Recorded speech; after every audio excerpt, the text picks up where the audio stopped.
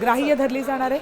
मात्र याच मतदार याद्यांमध्ये मोठ्या प्रमाणात घोळ असल्याचा आरोप काँग्रेसचे नेते राहुल गांधी आणि महाविकास आघाडीतल्या इतर नेत्यांनी सुद्धा केला आहे।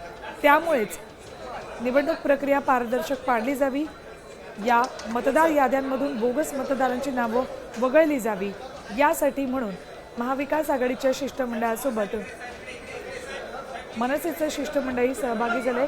स्वतः राज ठाकरे सुद्धा या बैठकीसाठी दाखल झालेत। निवडणूक आयोगाच्या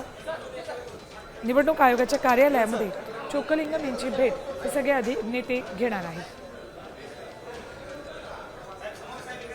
त्यामुळेच मंत्रालय परिसरामध्ये प्रचंड गर्दी वाढलेली आहे।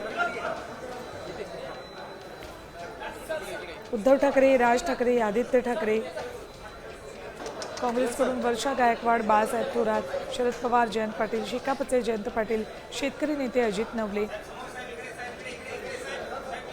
हे सगळे नेते इथे चोक्कलिंगम यांच्या भेटीसाठी म्हणून दाखल झाले।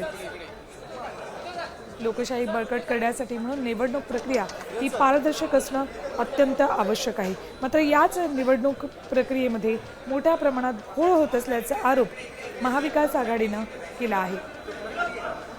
या संदर्भातले काही पुरावेही त्यांनी तयार ठेवलेत, जे एस चोक्कलिंगम यांना दाखवले जातील, त्यांच्या पुढे सादर केले जातील।